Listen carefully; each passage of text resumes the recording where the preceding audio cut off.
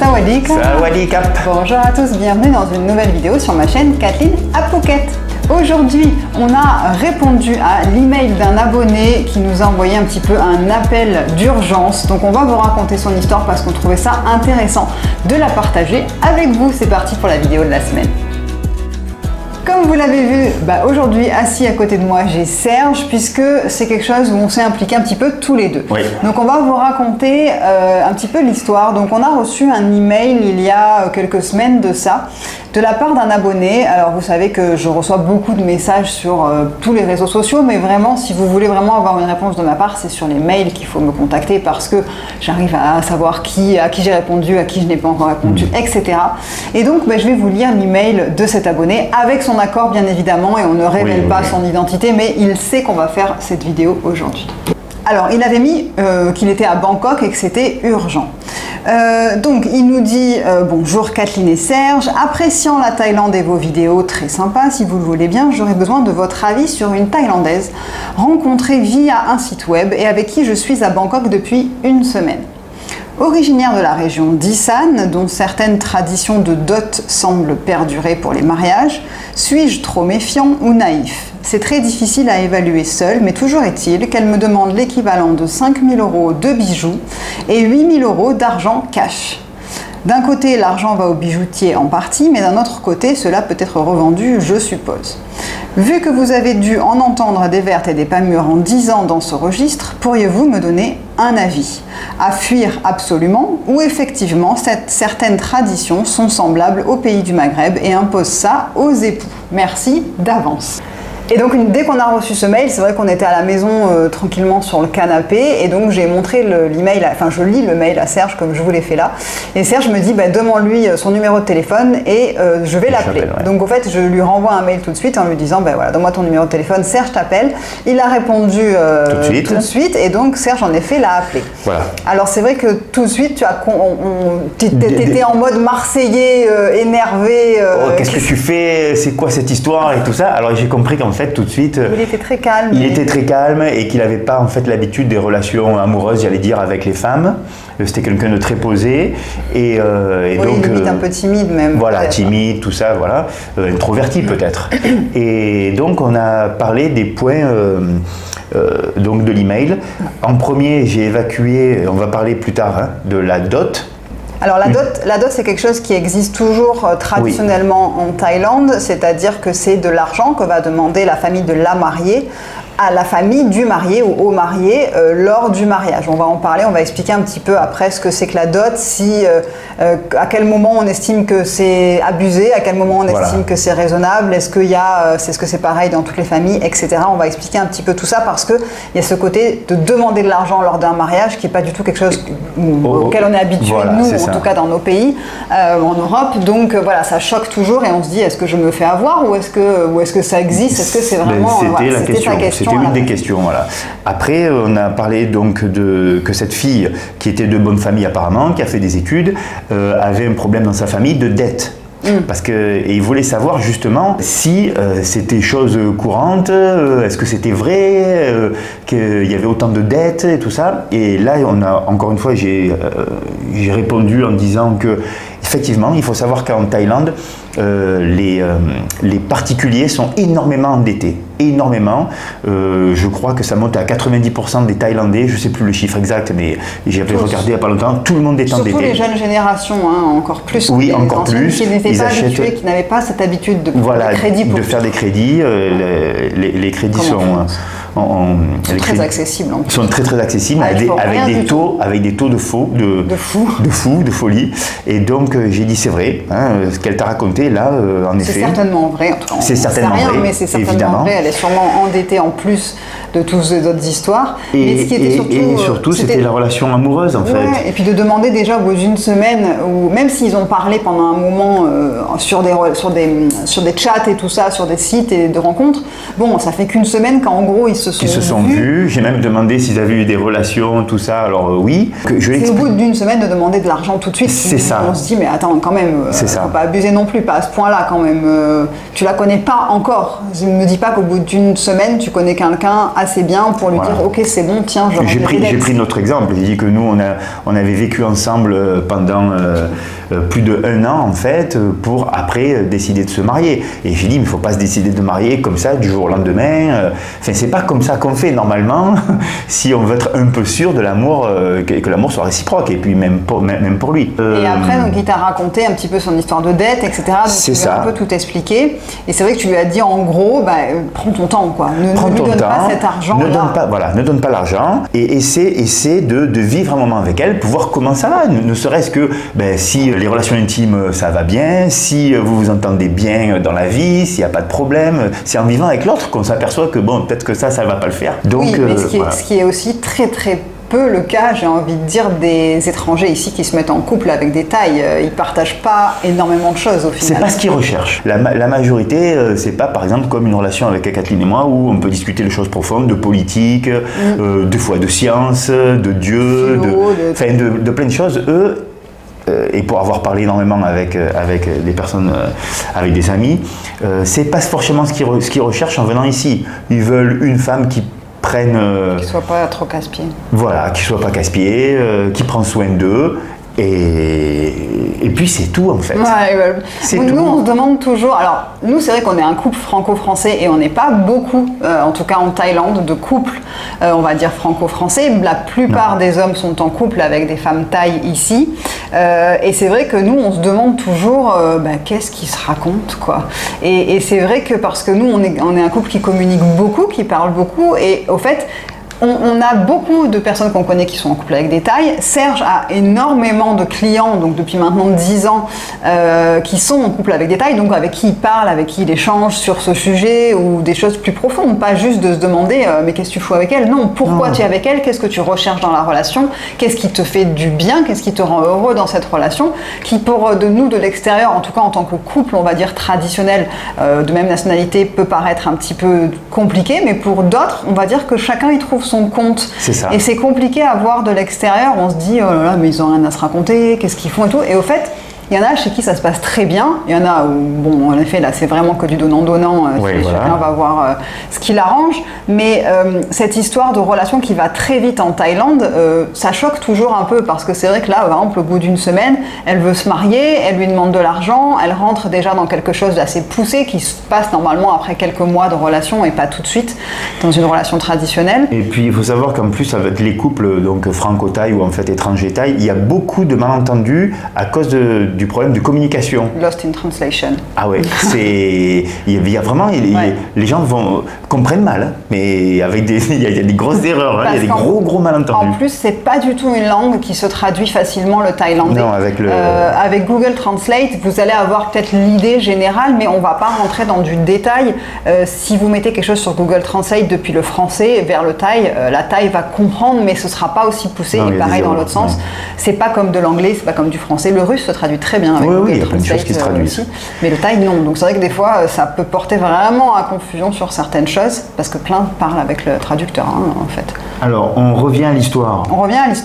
Donc cette histoire donc ensuite qu'est-ce qu'il t'a dit? Alors ensuite le lendemain il a donc envoyé un message pour te remercier. Voilà, exactement, pour me remercier. Je te remercie de l'appel d'hier. Tu m'as rassuré en m'expliquant que ce genre de dette est monnaie courante dans le pays, donc je lui dis que oui, beaucoup de dettes.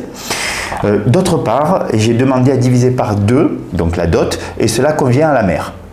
Pas de mariage, mais des fiançailles dans sa famille. J'avais compris de travers. Alors en fait... c'est un gros truc quand même, au final elle ne veut pas se marier aussi. C'est ça, c'est pas qu'elle voulait se marier, c'était en fait qu'elle avait une dette à payer, il m'avait dit que c'était le liquidateur venait dans la semaine. Et en fait elle demandait de l'aide pour payer la dette. Donc vous voyez un peu, pas la dot, la dette. Lui, il a cru la dot, il a cru que fallait se marier la semaine prochaine. Et voilà, donc c'est quand même hallucinant quoi cette histoire. Et donc en fait tout est rentré dans l'ordre, ils vont se fiancer et en fait il a fait un chèque au créancier. En gros c'est ça. Donc il a remboursé la dette de la famille. Voilà, plus une bague de fiançailles. Super. Il n'a pas dit combien la bague? Non, il n'a pas dit combien. Et j'ai eu des doutes hier, mais grâce à toi et tout un faisceau d'indications dans son comportement, j'ai confiance. On va vous mettre en place une hotline. Better call Serge. Better call Serge. Better call Serge before getting married. Voilà, ce qui traduit en français. Il vaut mieux appeler Serge avant de se marier. L'avenir tranchera. Voilà, vos vidéos sont super agréables, merci. Voilà.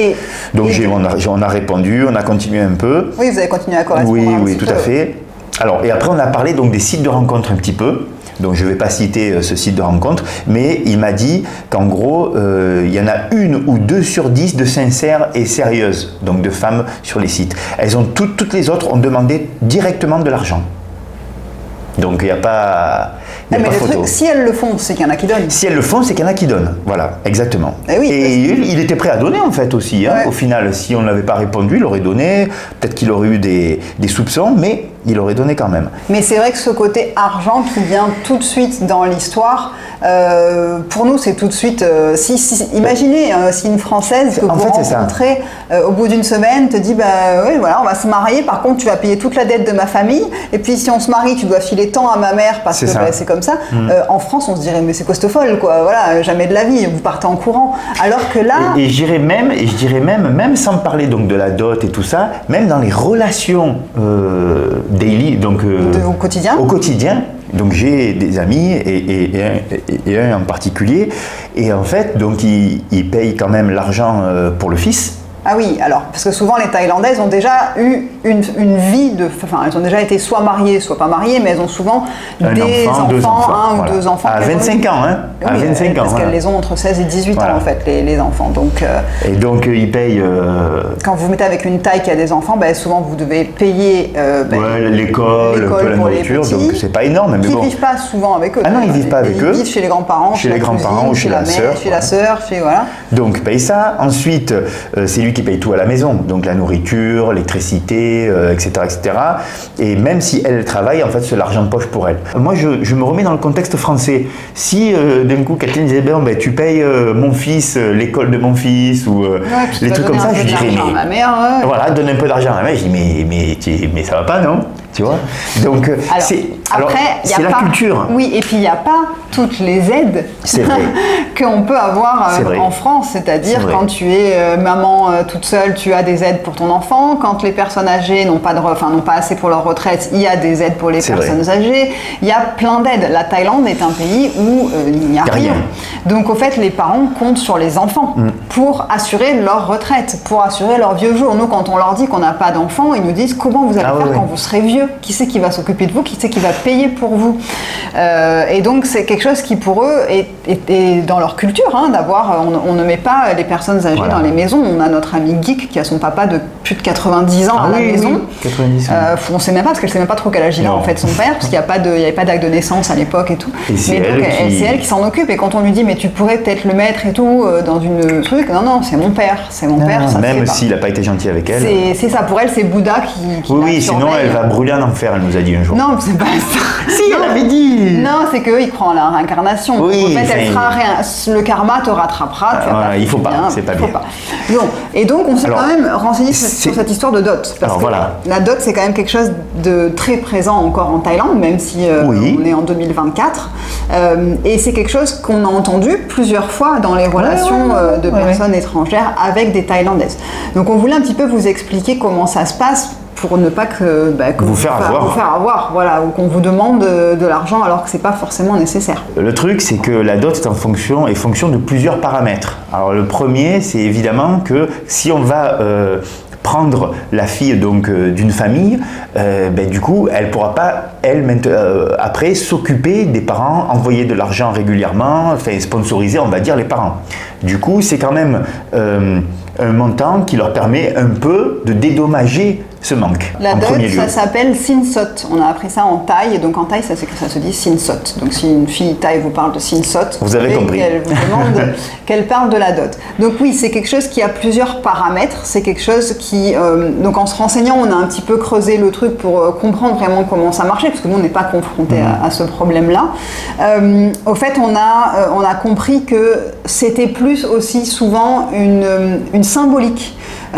Qui n'était pas forcément une vraie demande d'argent, c'est-à-dire que parfois la famille donc de la mariée va demander une certaine somme au marié et ensuite c'est juste ils le donnent parce qu'il y a une symbolique de donner l'argent pendant le mariage et ensuite parfois la famille de la mariée va rendre l'argent ensuite au couple en disant ben voilà tu m'as donné cet argent, je sais que cet argent c'est pour pouvoir démarrer votre famille et je vous le rends pour démarrer votre famille dans des bonnes conditions. Donc c'est plus la symbolique. Voilà, ça c'est quand même il faut le dire, c'est quand le couple, quand le marié ou le futur connaît quand même la famille. Voilà. Sinon en général, si les parents de la femme sont pas aisés, sont plutôt une famille pauvre, ils vont garder l'argent. Voilà. Et surtout si on ne les connaît pas en fait, si on les a vus 2 fois dans notre vie, ils vont garder l'argent.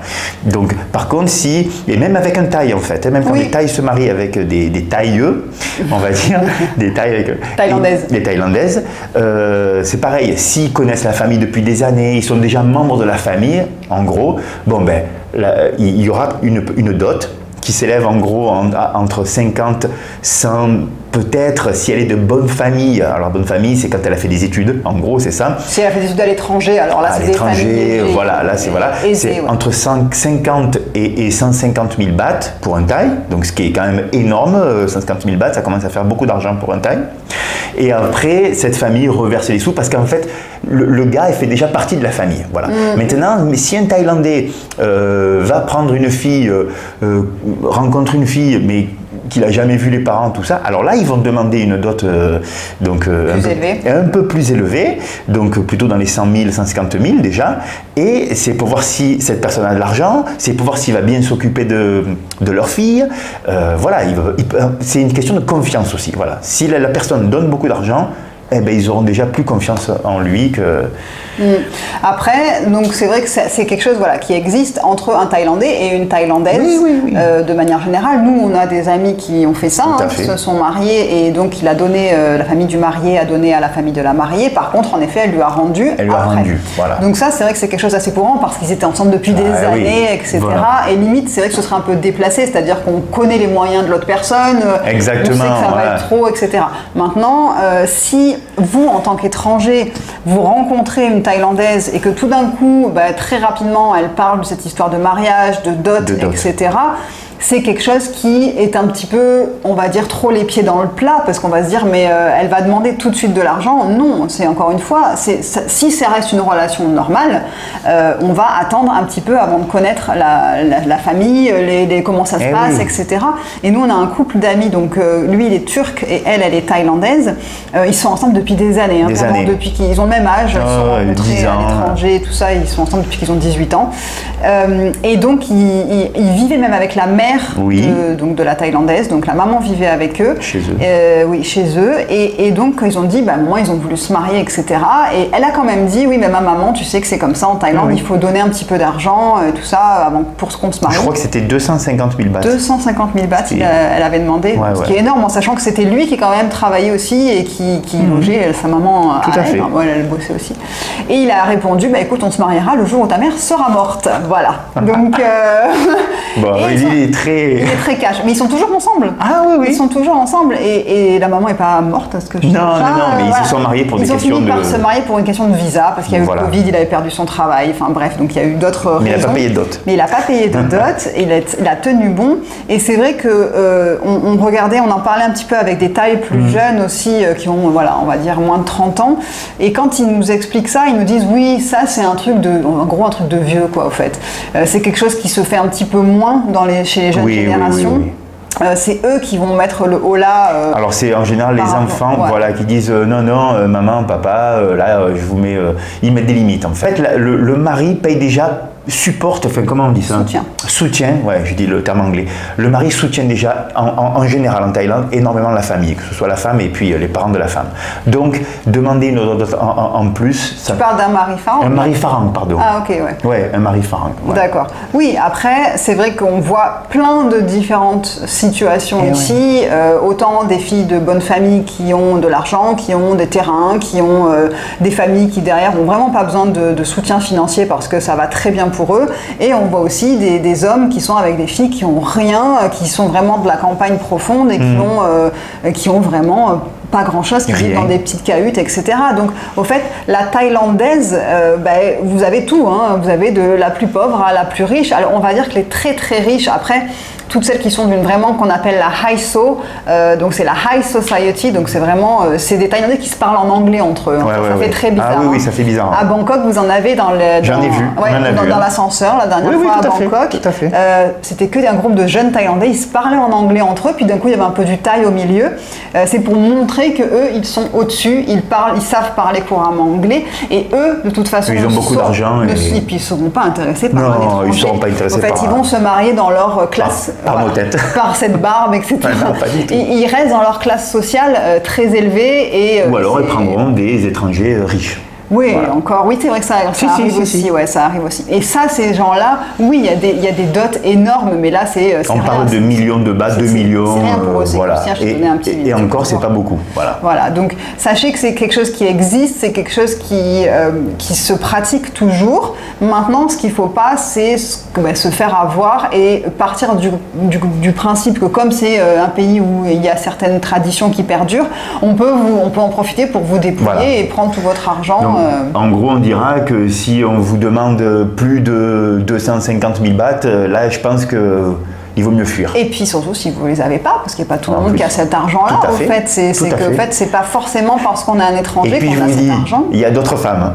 Donc le truc qui parfois nous désespère un peu ici, c'est de se dire il y a moyen de trouver une bien. Oui, voilà. Il y a moyen de trouver des filles très bien.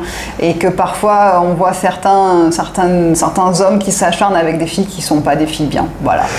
Alors, pas des filles bien, c'est pas... Qui sont pas super. Ouais, qui sont même pas gentils en fait avec leur mec. Alors qu'on en connaît, ton ami, qui lui il a trouvé, c'est un jeune homme physiquement normal, on va dire, hein, rien d'exceptionnel. Par contre, il est avec une femme maintenant depuis quelques années. Hein, fine, très élégante, qui parle anglais couramment, qui travaille, qui gagne plus d'argent peut-être que lui même, j'allais dire.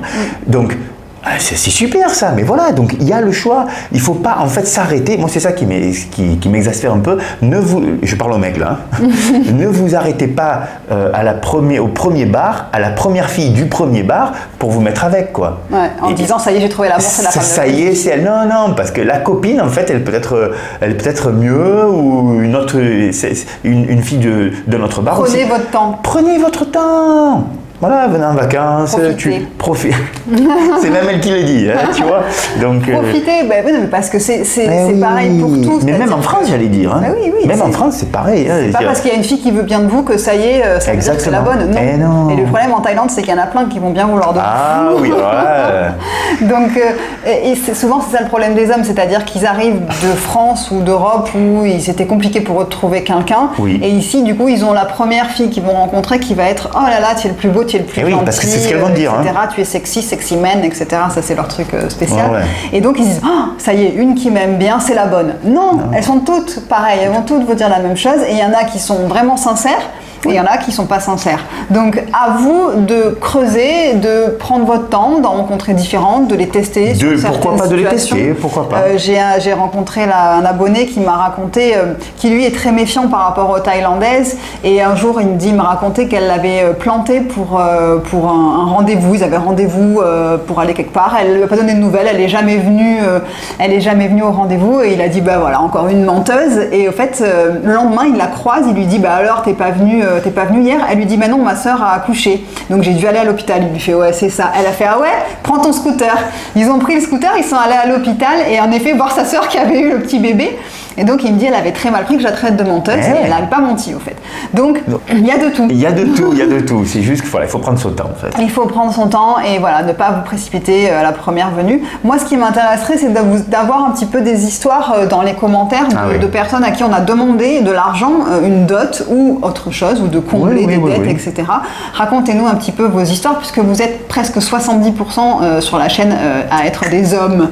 Yes. Voilà, donc je pense que vous avez plein d'histoires, plein plein d'anecdotes à nous raconter, mais je trouvais ça, je trouvais ça intéressant de voir cette personne qui nous a contacté un petit peu dans l'urgence, paniquée, et qu'on a réussi quand même à rassurer dans l'histoire. Et voilà, on l'a pas non plus dit quitte-la, elle t'a demandé de l'argent, va-t'en vite. Non, c'est juste prends ton temps. Voilà, en Thaïlande, le maître mot c'est cha-cha. Cha-cha, ça veut dire doucement.